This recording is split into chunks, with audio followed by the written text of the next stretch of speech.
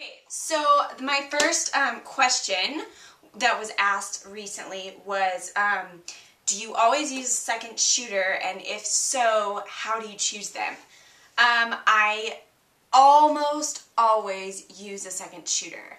I don't, if I'm just shooting a regular session like an engagement or something like that, I probably won't use a second shooter unless it's a specific reason or a specific request. So like for a regular session, I'm not really going to use a second shooter so much because I have time and flexibility to move around and get what I want without having a second shooter there. As far as weddings go, I almost always use a second shooter.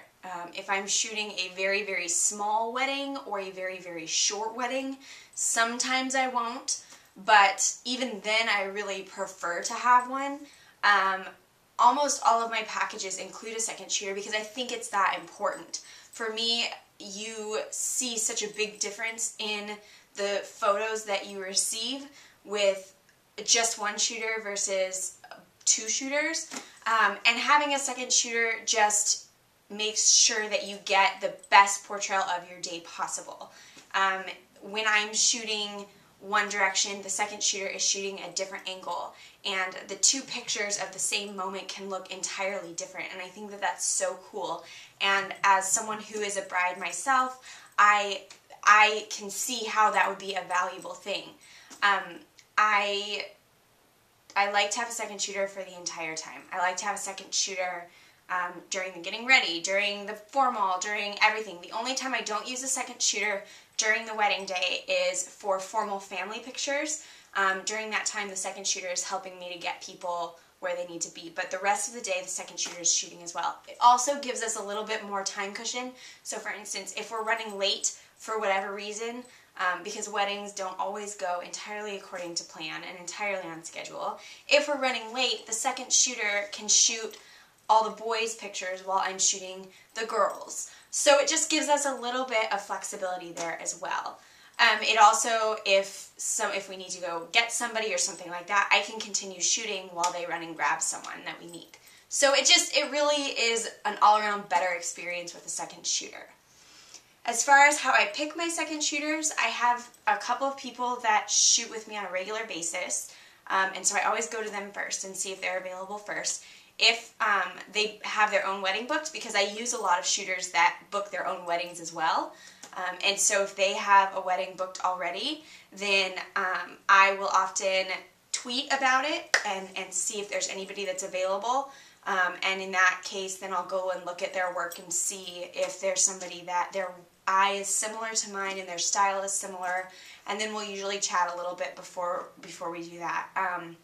I don't have my fiance is currently deployed, and so he isn't shooting with me. If he was here, he's talked about maybe learning to shoot with me, but as of right now, I don't have a spouse that's shooting with me like a lot of photo couples do. So I don't have somebody that's always shooting. The same person isn't always shooting with me. A lot of times it's one of several different people. So, I don't know, at some point down the road, maybe I'll have somebody employed by me that just always shoots with me, but as of right now, I kind of just use the people that I know. I have a great group of photographer friends that have been awesome in second shooting with me, so that's always really exciting. So if you are a bride or a groom, you can rest well in knowing that your second shooter will be very skilled and will know what they're doing and will really be able to add to your day. And if you're a photographer and you're interested in second shooting with me, I'm always looking for new people to bring on and to second shoot. So you can shoot me an email, or you can actually, the best thing would be to leave a comment on this blog with a link to your work or something like that so I can go and check it out. So that's how I choose my second shooters. That was the first question. Do I use actions, and if I do, what kinds of actions are they? This is more for the other photographers rather than brides and grooms, because probably brides and grooms, unless you're really into photography, are like, actions, what's that? But for the other photographers that are out there, actions. I do use some actions. I use the Totally Rad actions, tra.com. They're awesome. I love them. But I very, very, very rarely, and you will never see on my blog, a picture that any action is at 100% unless it's black and white. I don't use actions at 100%. I use them at very, very small percentages, like 10 to 20% at the most. I don't use a lot. There are a few that I use quite often, and that's it. Because I want the picture to look classic. I don't want it to look like it's over-processed. I want it to still look like you, and to still look like what it looked like when I was there. But I do use a couple just simple actions to kind of sharpen it up and brighten the colors a little bit, and that's about it. Occasionally for something artsy or something specific, I will use more actions, or I will use an action at a higher intensity, but typically I use very few actions and I use them very, very lightly. That's just the way that it works for me. I see some people use them and use them brilliantly, and I think that's fabulous, but it's just... if you have other questions for me, I love to answer questions. I don't really, I kind of laugh sometimes because I don't really know what I'm doing. I mean, I feel like I don't really know what I'm doing as far as answering your questions, because I just do what works for me.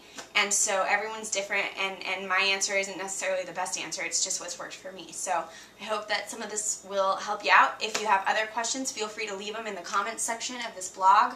I'll find them there a whole lot easier than I'll find them in email. So if you have questions, leave them on there. Or you can tweet. You can tweet me. Is that how you say it? I don't even know, but you can leave me a message via Twitter. My tweet name is @DiandraAnn, DiandraAnn, and I'm pretty good about seeing those too, so I'll try to get to your questions. So thanks for watching. Bye.